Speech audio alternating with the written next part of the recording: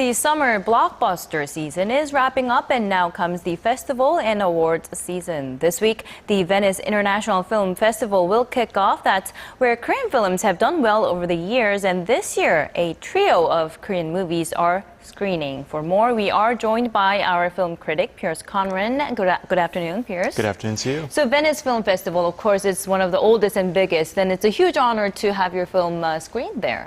Absolutely. Last year, in fact, Venice celebrated its 70th anniversary, so it is the longest running film festival.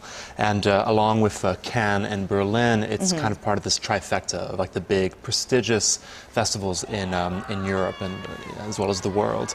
And this is kind of an interesting time in the festival calendar because this is when things really kick off. After the kind of summer blockbuster season, we start looking at kind of more art house films, and people start thinking about the Oscars and the this whole awards race. So we have this week what we had was Venice kicked off on Wednesday, and then next week we have Toronto, which is really where a lot of these kind of Oscar films come in. There's also another film festival called Telluride, which starts in a few days as well.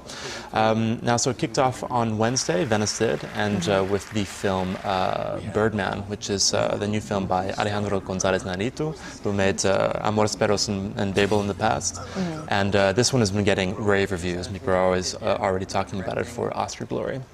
So what about Korean films? Have many broken out after being screened in Venice? Absolutely. Now, it's an old festival, and I won't say that there have been Korean films there for the whole 70 years of it, because for many decades, Korean cinema was not very well known.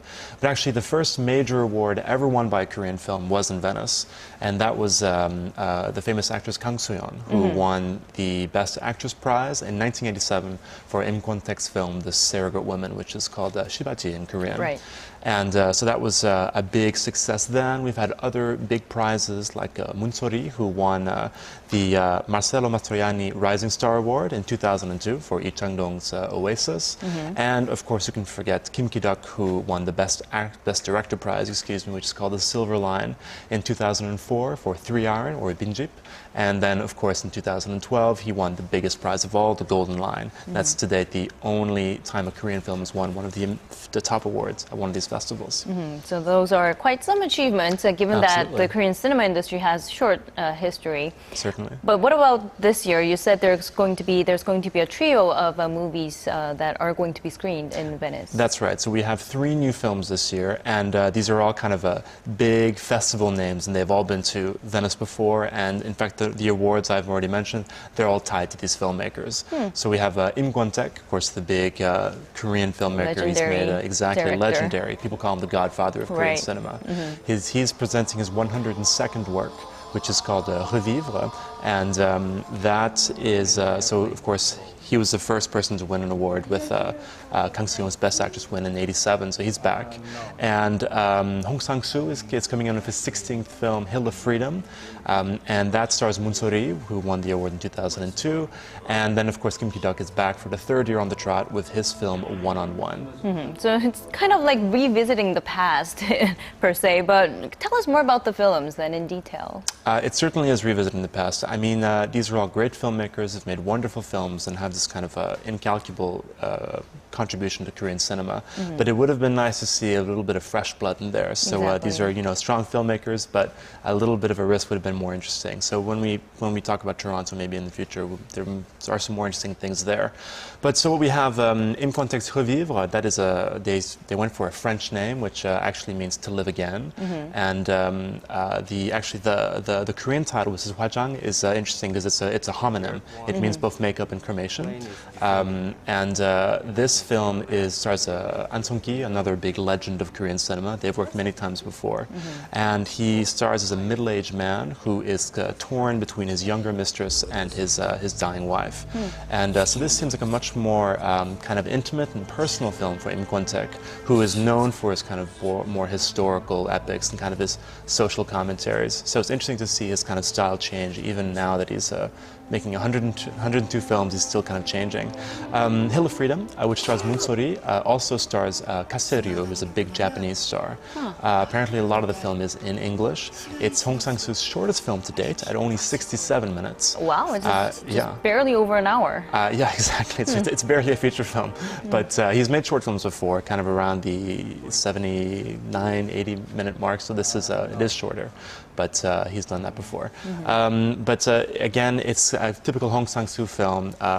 Japanese character comes to Korea to connect with his old flame, and he meets people along the way, lots of discussions. And then we have Kim Ki-duk's One-on-One. That's his 20th film. It was actually originally submitted to Cannes, didn't make the cut, but it was screened theatrically in Korea back in May. Now the cut here I've heard is a little different. They went for an international version. And so that was also the opening film of the Venice Days, which is the sidebar of the Venice Film Festival.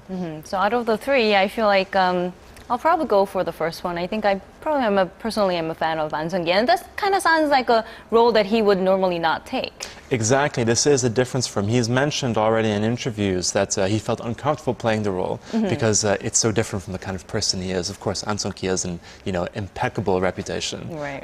And yes, he's a wonderful actor. I'm very excited to see that film. So those three are the big three movies that we need to be on the lookout for. Well, there are the big three that are playing at Venice. But there are actually quite a few interesting Korean films on the way. Now, perhaps next week we might have a chance to look at the films of Toronto, because there's a special lineup there this year, a showcase called the City to City Seoul Focus. There are 8 contemporary Korean films there. Ironically, only 1 or 2 of them are actually set in Seoul. They're mostly in Busan and other places. But there are some really terrific films there, and not just from big names, some younger people as well. Fresh new faces. Yeah, absolutely. So they have 14 films in total, actually, 14 Korean films in total. And next week, Busan will reveal its lineup for the upcoming 19th edition in October. So there'll be plenty more Korean films to be on the lookout for. But on a side note, with this kind of start of the award season, Bong Joon-ho's Snowpiercer actually became the first film to enter the Oscar race, which is really quite remarkable.